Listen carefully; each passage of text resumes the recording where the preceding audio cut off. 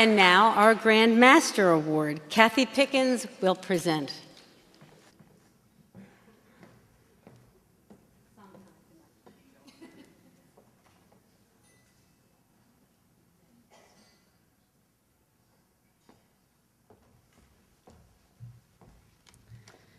To start this very special part of the program, we have a video montage we want you to enjoy.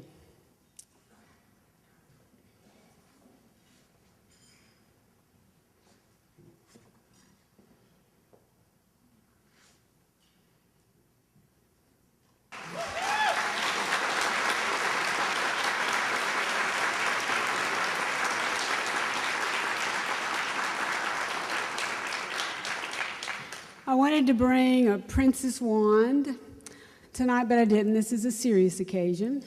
But I do love that. It's one of my favorite pictures.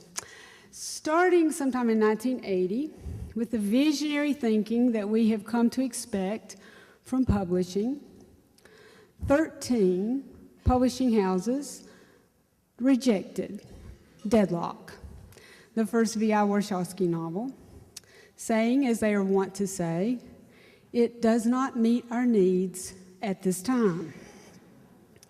But one smart company did take it, and helping break the barrier of women as they're portrayed in fiction, V.R. Warshawski was neither a vamp nor a victim, and Sara Paretsky created a body of work that, like the best of any fiction, has helped keep the genre both alive and relevant.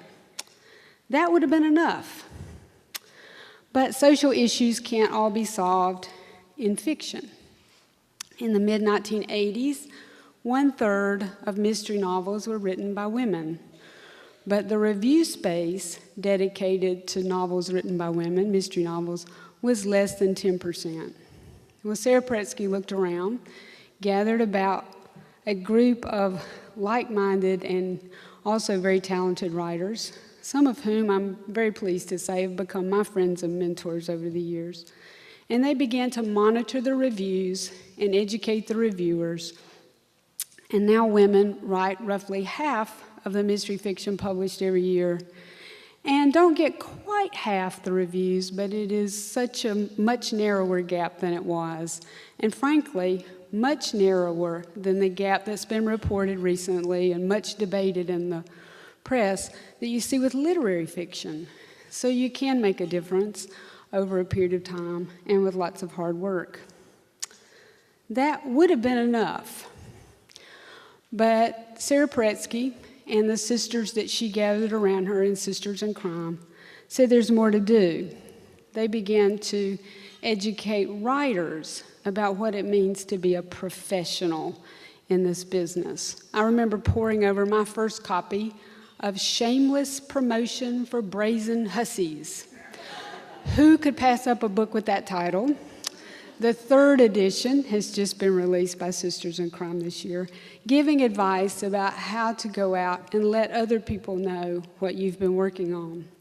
They taught people about the craft, and more importantly, they taught us about how to care for and support and encourage each other.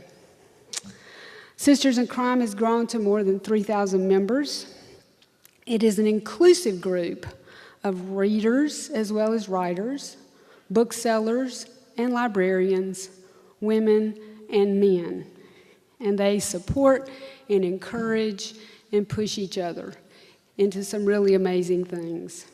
So as a reader, Sara Paretsky, I thank you for V.I. Warshawski, because she showed us how tough women can be and how all of us should be when it comes to fighting for social justice. As a writer, I thank you for the mentoring and support and the growth that you have brought to this industry. And as the 24th president of Sisters in Crime, and on behalf of the Mystery Writers of America, it's with silly, giddy pleasure that I present to you this much-deserved Grand Master Award.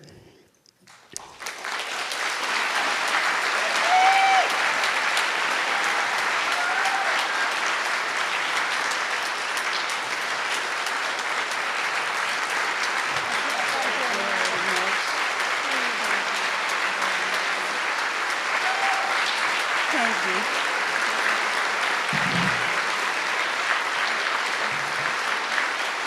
Thank you very much. Thank you very much indeed. Thank you all. Thank you. Thank you. I am deeply moved, not quite beyond words, but very nearly. And that video, thank you for putting that together. One of my brothers was really working overtime behind my back to come up with those pictures. I didn't know those would be on display. So thank you for doing that. It's incredibly moving, and I'm extremely honored to be here. I went to my first Edgar dinner in 1982 and watched the icons of my reading life talking and joking, but I was painfully shy and didn't try to introduce myself to anyone. I was seated at a table in the outermost reaches of the Sheraton ballroom, and actually the high point of the meal was when a waiter punched one of my table mates for not relinquishing his salad plate on schedule. I'm amazed and grateful to join the company of Grand Masters whose work I have long admired, but it is unsettling to realize how quickly 29 years have passed. Many people helped me reach this point. Stuart Kaminsky, whom we mourn, mentored me as I wrote my first book.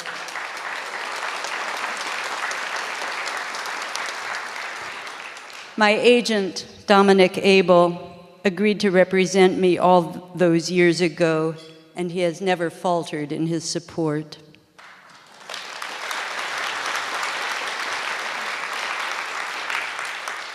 Thanks to my editor, Chris Pepe, and to Putnam, my publishers, for their hard work and their presence here tonight.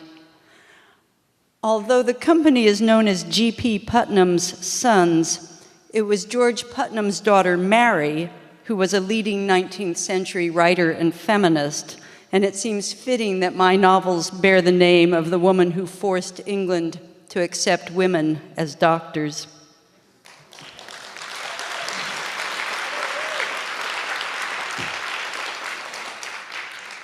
I have been fortunate in the friendship of Dorothy Salisbury Davis. Her advice as a writer and her guidance in the business of living have been my lodestar for many years.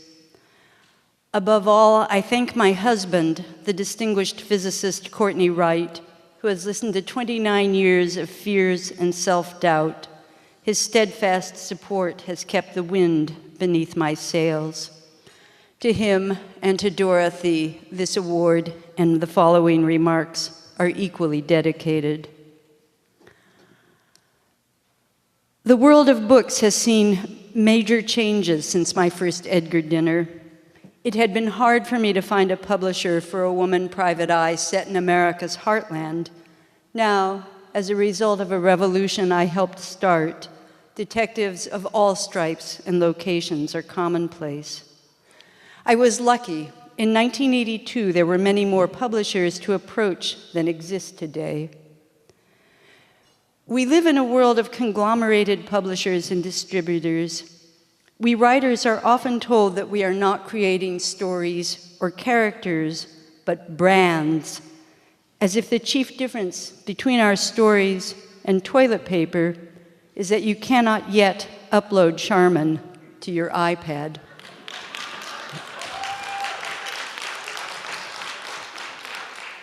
In such a world, it is hard to remember that we are storytellers, not accountants, marketers, or vending machines. This is not a new problem. When Melville published Moby Dick in 1851, the reception by both public and critics was hostile. His brand was sort of travel novels. During Melville's life, this astonishing book sold 500 copies. In a bitter weariness, Melville wrote to Hawthorne, "The silent, grass-growing mood in which a person ought to compose, that can seldom be mine, Dollars damn me. Melville lived through times as turbulent as ours: slavery, the Civil War, the changes wrought by industrialization. But ours is also a time that thrives on slick one-liners and on lies made easier to swallow because we devalue literacy. Today, close to 1 in 4 American adults cannot read or write well enough to handle a job application, let alone a novel. It took a 12th grade vocabulary for Melville to follow the Lincoln-Douglas debates, but our most recent presidential debates use the language of 6th graders. Some candidates have devolved to the preschool level.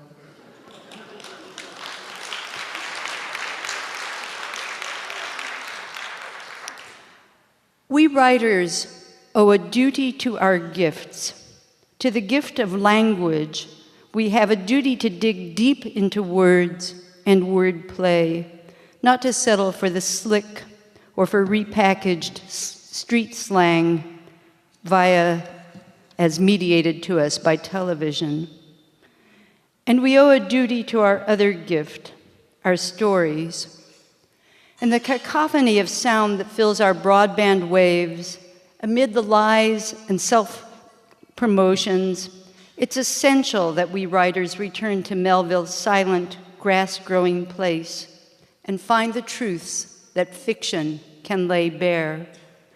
Oh, our fictions are myths, of course. They're not history. They show heroes vanquishing monsters: Theseus versus the wicked Minotaur, Marlowe versus the wicked temptress, V.I. Warshawski versus the wicked corporation. They're really all the same story. But these fictions tell essential truths, truths about our emotional lives, what we fear, what we want, what we need.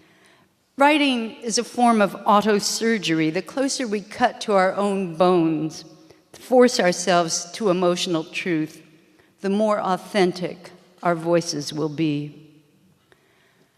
As the poet Sappho wrote more than 2,600 years ago, although they are only breath, words which I command are immortal. What we remember from Sappho's time and from Melville's are not spreadsheets or brand names, but poets. For in the end, it is that word which is only breath that endures. Thank you very much indeed.